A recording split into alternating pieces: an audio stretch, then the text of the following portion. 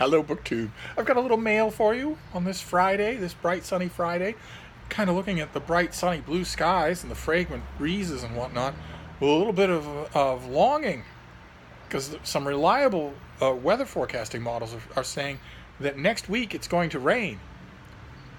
Not a day next week, but all of next week is going to rain. I don't think those forecasts might not end up being true, but right now the long-term forecasts is that the models that I'm looking at look like there's going to be an 80 to 90% chance of rain from Sunday to Sunday.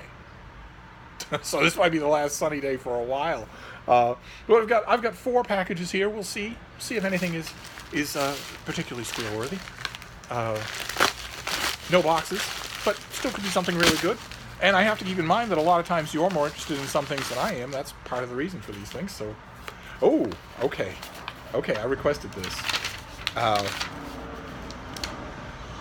Okay, this is of course interesting to me. This is going to be a paperback original in October, and it is called Nightmare Land: Travels at the Borders of Sleep, Dreams, and Wakefulness by Lex Nover.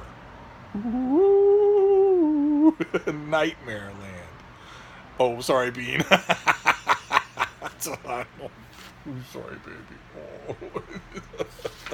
baby. Let's see here. The sleeping mind is a mysterious backdrop that science is just beginning to shed light on. It was only 60 years ago that researchers discovered REM, rapid eye movement, the cycle that's associated with dreams. Sorry, a bit of a reflection there. Though our consciousness is cordoned off into 3 basic states, deep sleep, REM, and waking, these locations, so to speak, are not as distinct as we imagine and invite crossovers and peculiar fusions.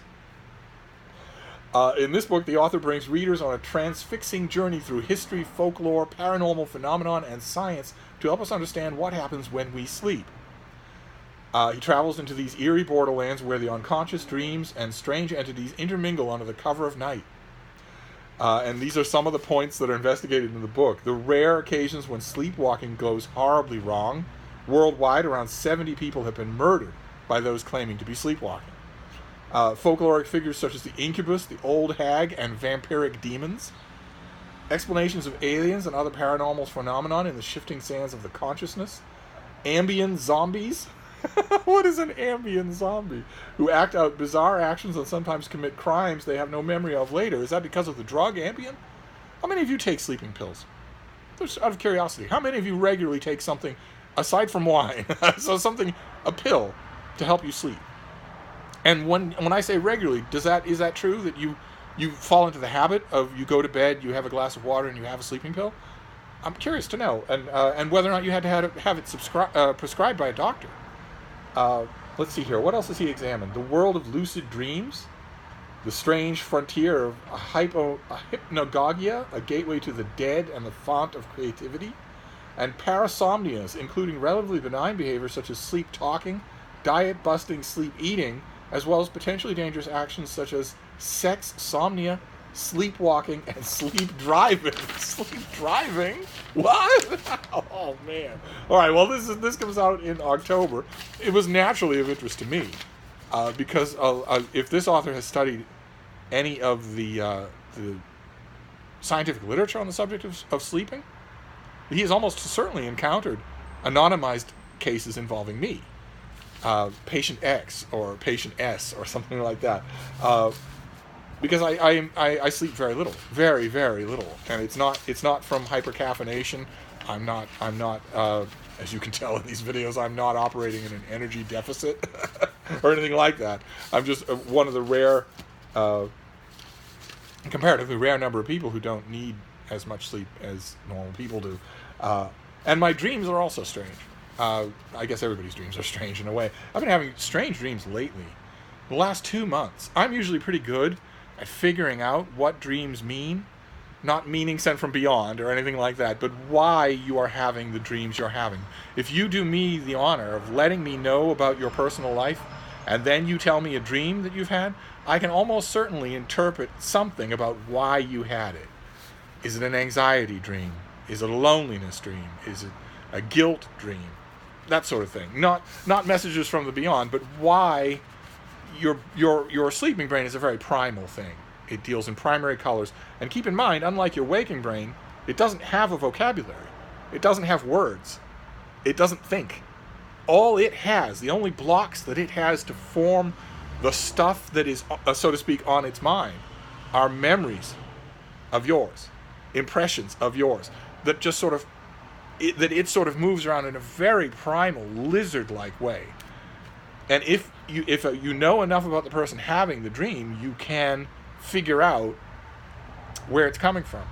And I like to think that I can do that on myself as well. But lately, I have been having, I mean, aside from the details, leaving the details out, because in a way the details aren't important. The details are for the sleeping brain, the details are an after effect. But the main gist of the dream that I have been having persistently, I never have persistent dreams, I've been having persistently for months now, at least a couple of months, is finding myself in a home where I have never been. An apartment, usually. Sometimes, a couple of times a house, but usually an apartment. Where there's nothing dramatic going on. It's not like a murder's going on or anything like that. There's no famous person in the apartment. It's just the dream consists of me living there. And so I see the arrangement of the furniture and the things on the walls and the books on the shelves and where the bed is and if there's a patio or what the weather's like outside. And I know the city and I know exactly where in the city the apartment is. Sometimes the dream starts with me going to it and not there yet. And it's all very, very detailed, but they aren't places where I've lived. I've lived in millions of places. And these are not places where I've lived, nor do they bear any relation to the places where I've lived. I can't figure out what that means. I really can't, but I will eventually. So Nightmare Land, it's a place. Nightmare Land is a place where you all spend a lot more time than I do. So, but I'm still fascinated by the subject, absolutely. Right around the time that you are either taking a sleeping pill or not, right around the time that you're having a hot toddy and going off to bed, I am gearing up for reading. The whole world goes quiet. All the sirens out on the street and all of the working people. What have we got here? Oh, this is pretty, isn't it? Well, you don't know yet because you haven't seen it. Oh, wow. What is this? Okay, this comes out in November. Oh, how interesting. This is Nothing Ventured. I'll try to contain my rant on the subject of the title. But this is by Jeffrey Archer. And there's a little tagline on the cover saying, "Introducing Detective William Warwick." Look at that. That is a nice cover. Pigeons taking off, the column there. This is the first novel in a brand new series for readers left wanting more after the conclusion of this author's Clifton Chronicles, which I really liked. I really liked the Clifton Chronicles. This new series introduces William Warwick, a family man and a detective who will battle throughout his career against powerful criminal nemesis. In Nothing Ventured, William Warwick decides, much to his father's dismay, that rather than become a lawyer like his father, Sir Julian Warwick, QC, and his sister Grace, he will join London's Metropolitan Police Force. After graduating from university, William begins a career that will define his life. For his early months on the beat under watchful eye of his first mentor, Constable Fred Yates, to his first high-stakes case as a fledgling detective in Scotland Yard's Arts and Antiquities Squad. Investigating the theft of a priceless Rembrandt painting from the Fitzmullion Museum, he meets Beth Rainsford, a research assistant at the gallery who he falls hopelessly in love with. Even as Beth guards the secret of her own that she's terrified will come to light. While William follows the trail of the missing masterpiece, he comes up against the suave art collector Miles Faulkner and his brilliant lawyer, Booth Watson, QC, who are willing to bend the law to the breaking point to stay one step ahead of William. Meanwhile, Miles Faulkner's wife, Christina, befriends William, but whose side is she really on? Oh, all right. Okay. It sounds like a bit of a change from the Clifton Chronicles, but all the more interesting. I admit, a fan of Jeffrey Archer. I like his novels. I don't love them. They're certainly not high literature. But it's something about the dash of them just appeals to me. I very much object, in the minor way of all BookTube, to that title. I object to titles that are trite, that are cliche, that are slang. You are ceding your authority as a writer when you let someone else do the writing for you, even when it's the title. Come up with your own title instead of But anyway, this seems fascinating. So that's September. The first in the series by Jeffrey Archer. All right. Let's see what this next one is. Had a bit of resistance on the wire there, but I have scissors. I put scissors up here because I got caught out without them, but we didn't need them this time around. So what is this first one here? Oh, okay.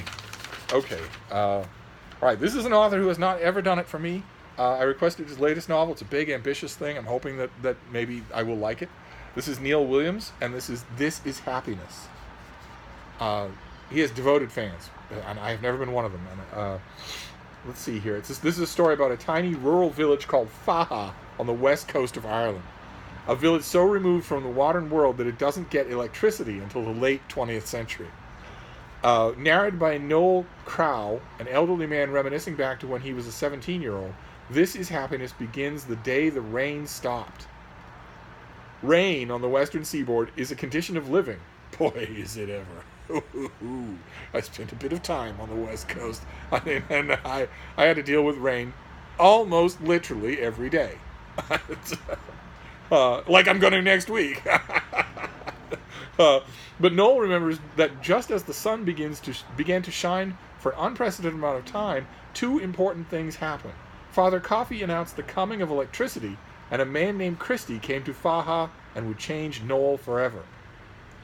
The pub sheet reminds us that Neil Williams has been shortlisted for, or longlisted for, the Man Booker Prize, and calls his work part of the celebrated tradition of Irish storytelling, alongside the likes of Edna O'Brien and Colin McCann. Okay, glad we didn't shoot any higher there. That could have been really bad news. His writing is fresh and precise in its language and imagery, but I have never found it to be so. That's exactly the weak spot. Maybe this book is different. And every page is a celebration of Irish life and Irish people. Okay, well, this comes out in December, so that's a long way off. I'm glad I have it. I will probably dip my toe into it this weekend and then save the reading of it for November, unless the dipping of the toe captures me. If that happens, then I respect that. So I will just read the whole thing.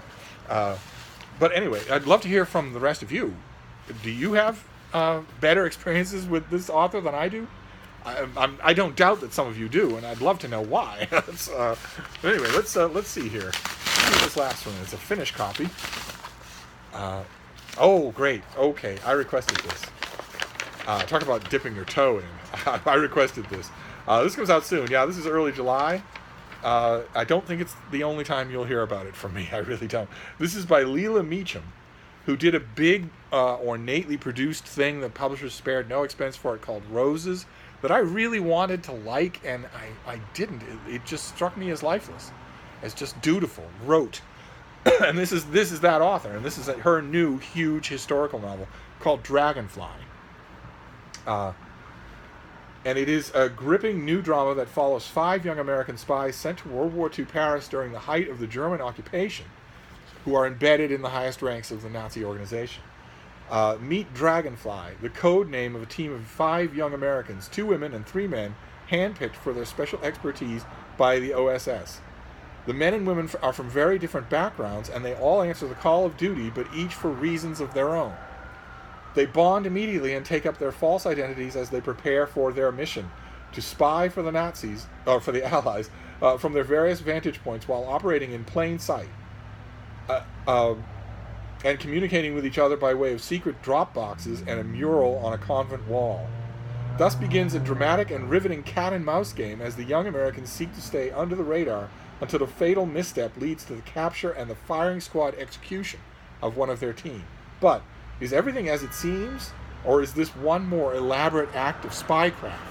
And the reason why, when you talk about, this is another book where I dipped my toe in, and oh my God, it was hard to stop reading. I had to. I had actual, physical, pressing, real-world reasons to stop reading, or I don't think I would have. And the reason why the pub sheet doesn't get into the full interest of the plot, because when it says is this the final thing, and you think, well, okay, if somebody's hauled in front of a firing squad, surely that is the final thing. But the story of the Dragonfly adventures in occupied France is a story within a story in the novel.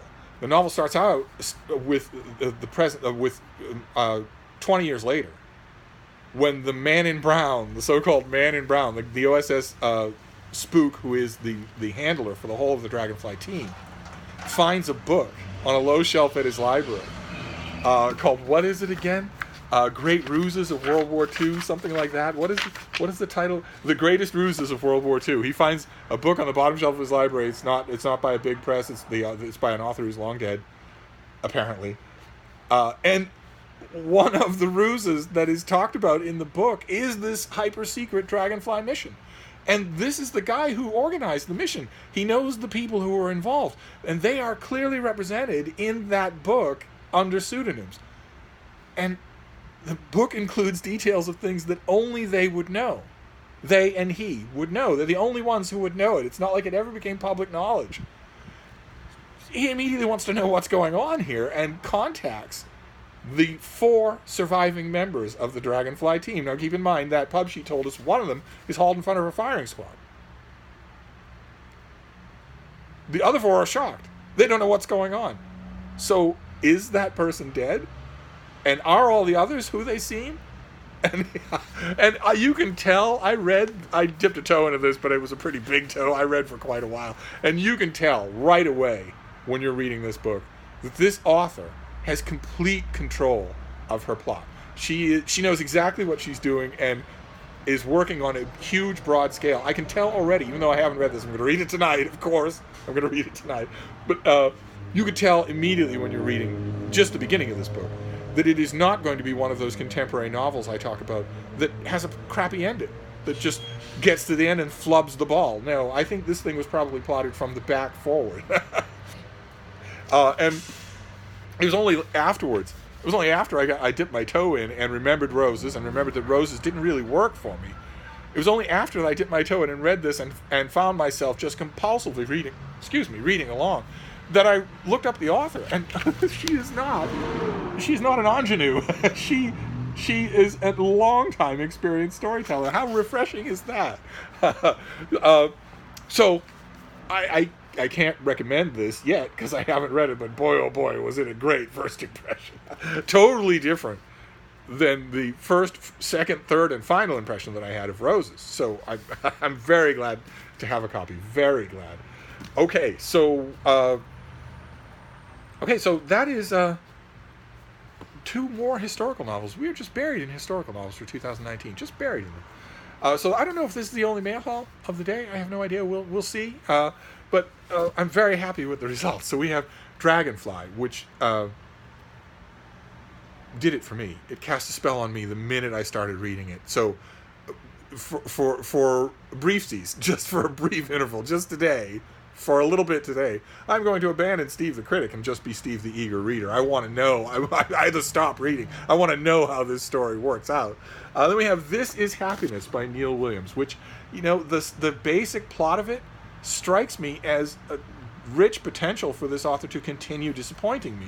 Because what is the basic plot of Faha on the west coast of Ireland, where the rain stops and electricity comes? It's going to be, cod Irish sentimentality. Wasn't it wonderful back when we slept on dirt with our pigs and had no electricity? Wasn't it wonderful, the grand old thatched hut Ireland?